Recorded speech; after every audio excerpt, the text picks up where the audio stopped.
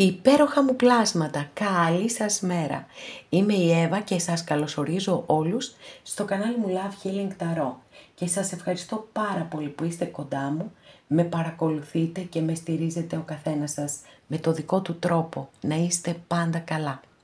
Πάμε να κάνουμε το θέμα μας. Ό,τι πιο όμορφο θα ακούσεις σήμερα και φυσικά πάντα εγώ σας το λέω.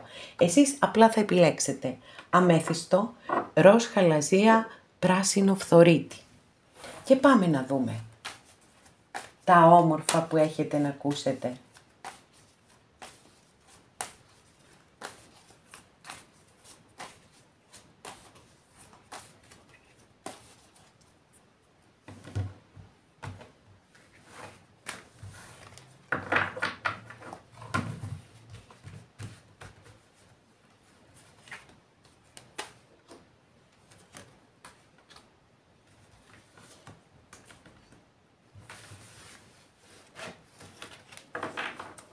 Έτοιμοι πανέτοιμοι, ξεκινάμε, πρώτη καρτούλα εδώ.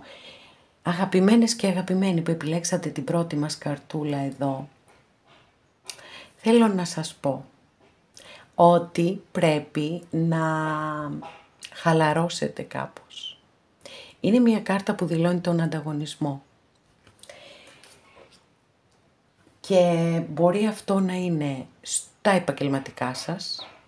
Μπορεί να έχετε κάνει έτσι, να δώσετε μια συνέντευξη για να πάτε σε μια δουλειά. Μπορεί να έχετε να πάρετε μια προαγωγή, ας πούμε, και να πρέπει να περάσετε μια διαδικασία. Ό,τι και αν συμβαίνει, ή μπορεί να είναι στα αισθηματικά σας, έτσι, γιατί μπορεί να δηλώνει ότι ενδιαφέρεστε για κάποιο πρόσωπο, το οποίο όμως να ενδιαφέρονται και άλλοι ή άλλες για αυτό το πρόσωπο. Η κάρτα λοιπόν σας συμβουλεύει όσον αφορά το επαγγελματικό κομμάτι, να προετοιμαστείτε όσο το δυνατόν καλύτερα. Δηλαδή να εστιάσετε στη δική σας υπεροχή, χωρίς να σας ενδιαφέρει τίποτα για κανέναν άλλον. Να δώσετε τον καλύτερό σας σε αυτό. Αν χρειάζεται να αποκτήσετε κάποιες περαιτέρω γνώσεις, φυσικά και πρέπει να το κάνετε. Ό,τι μπορείτε καλύτερο για εσάς. Γιατί αυτός είναι ο καλύτερος δρόμος που μπορεί να σας οδηγήσει στην επιτυχία. Το καταλαβαίνω ότι μπορεί να αγχώνεστε, ότι μπορεί να νιώθετε υπερβολική πίεση και όλα αυτά είναι πολύ λογικά και πολύ ανθρώπινα.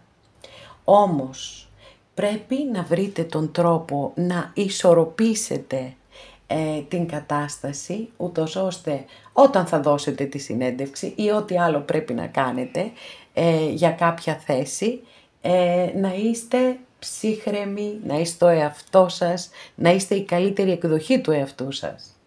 Τώρα, όσον αφορά τα αισθηματικά, έτσι επειδή η κάρτα δηλώνει ότι μπορεί να θέλετε να ξεχωρίσετε στην καρδιά κάποιου ανθρώπου, να έχετε εσείς την πρώτη θέση, επίσης απόλυτα ανθρώπινο και κατανοητό. Ξέρετε, ο καλύτερος τρόπος, κατά τη δική μου άποψη, είναι να είστε αυθεντικοί. Αυτοί που είστε, να μην προσποιηθείτε κάτι άλλο. Γιατί δεν μπορούμε για πάντα να προσποιούμαστε. Και στο κάτω-κάτω, όποιος μας θέλει και όποιος μας αγαπάει πραγματικά, πρέπει να μας αγαπάει έτσι όπως είμαστε, για αυτό που είμαστε. Άρα προσπαθήστε να είστε όσο πιο ήρεμοι και να διεκδικήσετε αυτό που επιθυμείτε μέσα στη δύναμή σας. Γιατί ο ανταγωνισμός και οποιοδήποτε αρνητικό συναίσθημα μας κάνουν να φεύγουμε από τη δύναμή μας. Αυτά, με πολύ πολύ αγάπη. Πάμε να δούμε τη δεύτερη καρτούλα μας. Λοιπόν, αγαπημένες και αγαπημένοι που ενδιαφέρεστε για κάτι επαγγελματικό, έχω να σας πω πάρα πολύ ευχάριστα. Βεβαίως, δεν θα γίνει κάτι άμεσα, έχουμε πεντάκτηνα και τα πεντάκτηνα πάντα θέλουν το χρόνο τους, ας το πω έτσι.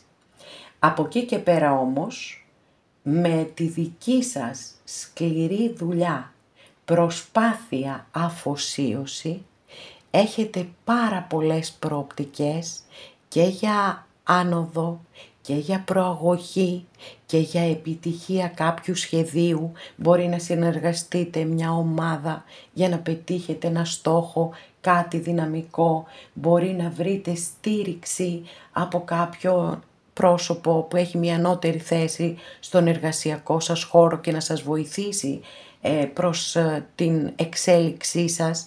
Είναι μια πάρα πολύ θετική κάρτα όσον αφορά τα επαγγελματικά, πάντα βέβαια με τη δική σας σκληρή δουλειά, υπομονή και επιμονή. Τώρα όσον αφορά τα αισθηματικά, έτσι αν κάποιοι έχετε μια απορία, θα σας πω ότι ακριβώς τα ίδια δηλώνει η κάρτα. Αλλά δεν είναι και τόσο θετικό το ότι μία σχέση δηλαδή θέλει πάρα πολύ κόπο, θέλει πάρα πολύ δουλειά και πάρα πολύ αφοσίωση προκειμένου να έχει μία θετική εξέλιξη. Και φυσικά όπως καλά γνωρίζετε, στις σχέσεις δεν είμαστε μόνοι μας. Είμαστε δύο άνθρωποι, άρα αυτό θα πρέπει να ισχύει και για τις δύο πλευρές.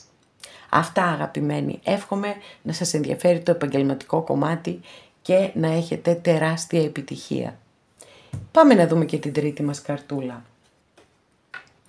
Αγαπημένοι και αγαπημένες που επιλέξατε την τρίτη καρτούλα, εδώ έχουμε μία κάρτα έτσι η οποία δηλώνει την ανάγκη να βρεθούν κάποιες ισορροπίες.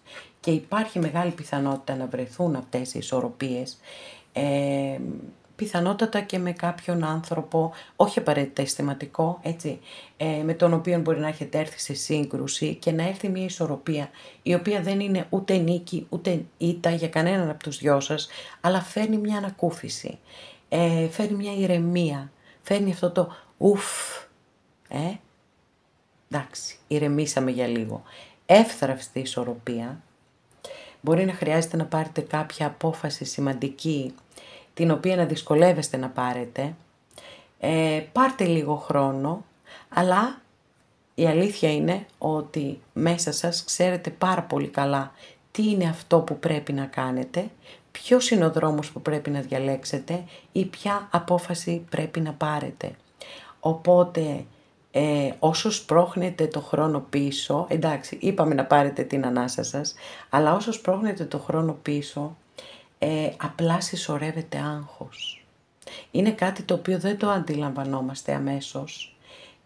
Νομίζουμε ότι έτσι με το να σπρώχνουμε πίσω αποφάσεις και επιλογές ότι κάτι κερδίζουμε. Στην ουσία όμως δεν κερδίζουμε, γιατί αυτό που κερδίζουμε και δεν είναι καθόλου θετικό είναι να εξαντλούμαστε ψυχικά και σωματικά. Οπότε, αν πρέπει να πάρετε μία απόφαση, πάρτε τη και να είστε σίγουροι ότι μετά θα νιώθετε πολύ πολύ καλύτερα. Αυτά αγαπημένες και αγαπημένοι, εδώ ολοκληρώσαμε και αυτό μας το άνοιγμα. Σας ευχαριστώ πάρα πολύ που είστε κοντά μου και με παρακολουθείτε. Μέχρι την επόμενη φορά να είστε όλοι καλά. Σας φιλώ γλυκά.